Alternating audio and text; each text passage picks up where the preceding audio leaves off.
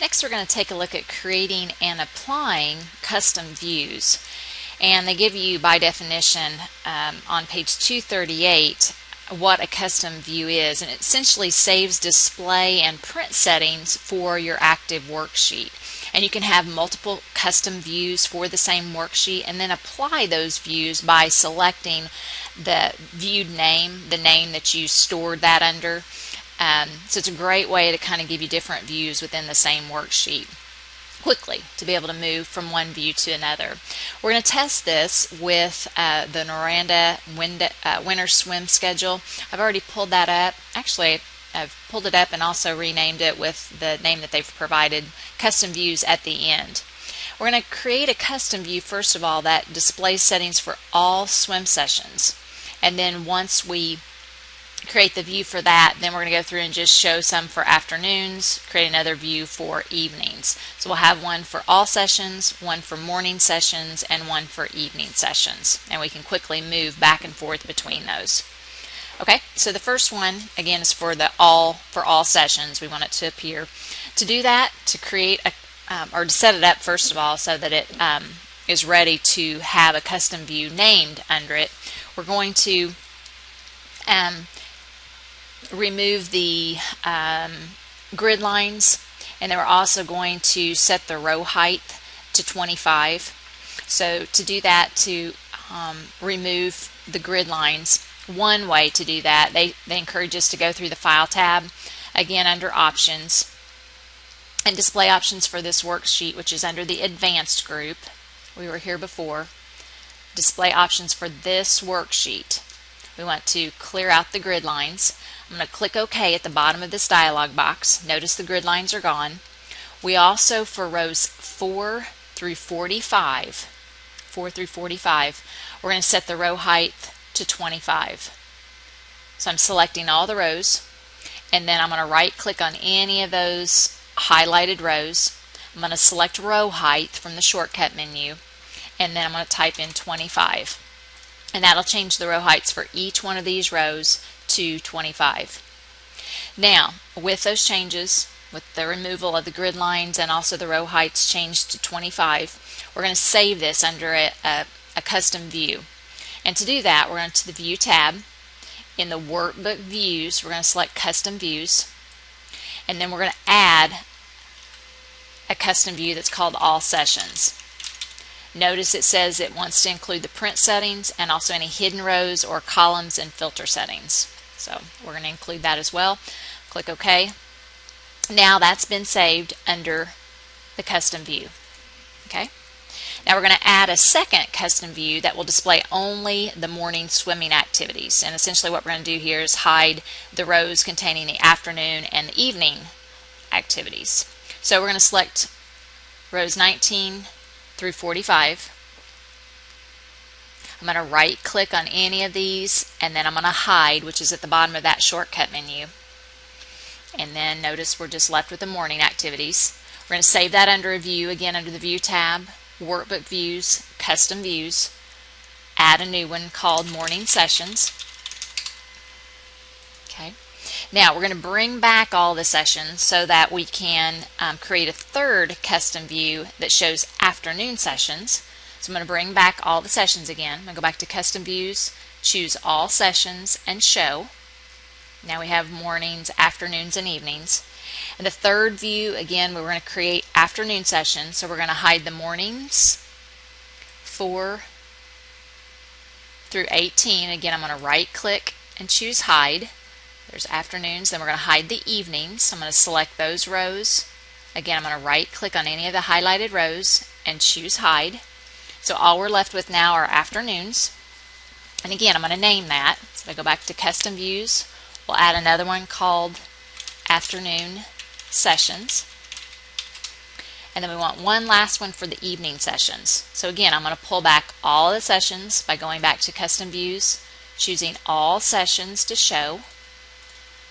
So all the sessions are there. And now we want a fourth session that just shows the evening ones. So if I select mornings, afternoons, I'm going to hide all of those rows. I went too far, didn't I? I'm going to hide all the rows for mornings and afternoons. which leaves me with just evenings. Again, we're going to add another custom view called Evening Sessions. Okay, so now we have evening. So if I wanted to now see just the afternoon sessions, I can go to Custom Views, choose Afternoon Sessions, and Show. And there they are, just the afternoons. If I want to go and show just the mornings, I can click the Morning Sessions and Show. Okay, if I want them all back, you've seen me do that several times. You can choose All Sessions and Show. So we're back to the original. And you'll notice in there too, back in the custom views, if any of these views you want to delete, you can click on any of those, choose the delete option or the delete button on the right hand side. Okay, I'm going to close out of that. We'll save this one time. And then I'm going to close out of this before we go to Project 3. And in Project 3, we're going to learn to save a workbook as a template. And we've used templates before, but we're actually going to create one based on an existing workbook. We're going to open up a workbook that we've been using before, the Noranda Winter Swim Schedule. So I'm going to go ahead and pull that up. And we're going to assume that we work for this Sportsplex and we have to publish swimming schedules quite frequently. And so since the days and the time never change, okay, we're going to leave those as is. And also when the pool operates from 6:30, whatever the end time is, start time and end time, those are all the same.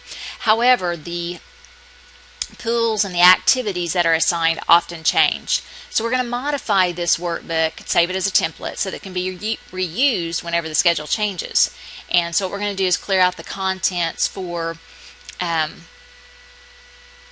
pool activities. And you know what? I'm going to bring back the rows and column headings. Let me go back into options again and into advanced, and I want to be able to see the row and column headings. Sheet tabs, I'm not sure that we need that, but I do want to see the row and column headings so I can tell what row I'm in. So we're going to select all of these, D5 through E18, those will all come out. D20 through E31, those come out, because these are all going to change. They also want us to delete this winter because it could be summer or spring swimming schedule. And they want us to insert a row between 2 and 3. So between 2 and 3, I'm going to insert a row. And so I'm going to right click on row 3 and choose insert. And then I'm going to have a subtitle in here. So I'm going to merge and center those rows. And they may already be merged and centered, but I'm going to take that and merge and center. So if somebody were to type something in there, it would be merged and center as their subtitle. And then we're essentially going to protect everything except for those areas. A3 is one of them. And also and I'm holding down the control key, D6 through E19. And then I'm going to hold down, still holding down the control key, we're going to grab D21 through E32 and D34 through E46. All of those particular cells, we're going to unlock those. If you'll recall, to unlock, we go back to the Home tab in the Cells group, choose Format, and I'm going to click on the Locked Cell option, which unlocks those cells. And then we're going to protect the sheet. So to protect it, I'm going to go back to the Review tab, the Changes group, and then Protect Sheet. And I'm not going to apply a password for now. We'll just click OK. And what that'll do then is it'll keep users out of these areas that we don't want them to change, but if they want to add information to the pool or the activities, they certainly can. Okay? So once we have this set up, we want to save it as a template so that it can be passed on to someone else and used and made changes to. So to save it as a template, we're going to go up to the File tab, Save As, and we're going to keep it in the Chapter 7 folder. We're going to call it the Swim Schedule Template. Let's see, we'll modify this just a little bit. Okay, which you should know it's a template, but they're just including that in the file name. And then from the Save as Type drop-down list, we want to choose Excel template, and then we'll click. Notice it's going into the templates area, which is okay for right now, but I had it going into my flash drive. But notice here it's falling into a folder on the C drive, which will truly allow it to act as a template. Okay, I'm going to click OK. That saves it as a template. Now I'm going to close out of it, close out of the current template, and let me open up another file for just a second here from my F drive, just so you can get a feel for what's going on here. I'm going to open up something totally different. And we'll save it as, that'll be fine. That'll be perfect. Okay, so we have another file open. Now, let's say that we want to open that template and make some changes to it. Okay, to get to our templates, we're going to go to the File tab again, and then New. To get to your templates, you go to New. Then we'll go to My Templates in the Available Templates area. And you'll notice that we have the swim schedule. You can't see the entire name, but if you lay your mouse on it, you can see the tooltip that tells you what the name of the template is. Go ahead and double click to open that. Notice as a template, it puts a number 1 at the end. And I've mentioned this previously, but even when you click on a new blank workbook, it puts a number after it. Book is the name of your template. It has several default fonts and sizes and other margins and things like that that are built in, but when you add information to this workbook, you save it as a workbook and it doesn't override the template. So each time when a person clicks on New, you get the original format. Same concept applies with this template. If we make some changes, let's say that we add underneath it Winter 2012, not 10. Oh boy. We add other things to pull activity. When we want to save this, we would save it as a workbook. Okay, and you would save it wherever you wanted to save it, on your flash drive or on the C drive, but it would be saved as a workbook. Okay, and I'm going to keep that on there just for a minute. Okay, I've added the Winter 2012. Now if I close out of it, open that template again, notice it goes back to the original. Swim schedule template 1, we could make different changes to it, save it under another name. Okay, so that's kind of how the templates work. That's a pretty simplistic way of using a template. Many times though, the concept is there that you have a format that you want to continually use, and to maintain consistency from the first time you use it to the second, to the third, to the 100th time that you use that template. You want to maintain that format, that consistency. Maybe there are formulas or functions in the template that you want to continue to keep, and you want to keep people out of them, so you can protect those cells that have the formulas or functions or the formats that you want, so that they don't overwrite those or change them. Okay, now to delete a template, let me close out of this. To delete a template, you simply go back into your File tab and New again, My Templates, and then you just click on the template that you want to remove, and then you can either right click and choose delete, or you can click on your delete button on the keyboard and delete the same way. Okay, I'm going to go ahead and cancel out of that. And then the last project, Project 4 in Chapter 7, deals with your save options. There's an auto recover option and also an auto save feature that Excel offers. The auto recover saves versions of your workbook at the time interval specified, so that you can restore all or part of your data if either you forget to save it, or sometimes your computer goes down, electricity goes off, you lose power, whatever. You can restart Excel, and that document recovery task pane will appear with a list of workbooks that have been auto recovered, and you can see those the document recover pane on page 246. In the middle there, step 12 shows you that it tells you what kind of files you've recovered, and some of you have probably seen this at work, being very thankful that when your computer lost power or whatever, it did remember what the last few tasks that you put into the Excel file, or it could have been a Word file. Any kind of application will save. It has some kind of auto recovery feature with it.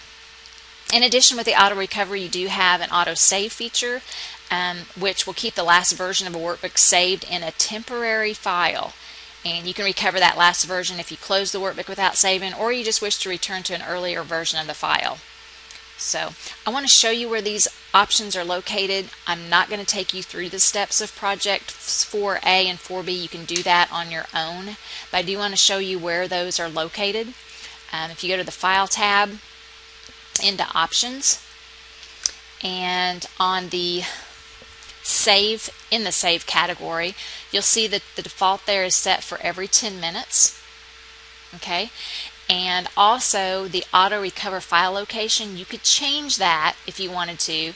The default file location, again, that can be changed here. You know how when we open up Word or Excel or whatever application, it automatically goes to My Documents. Well, if that gets annoying and you always want to save to your flash drive or to just the C drive into a specific folder, you can change where that path is being driven.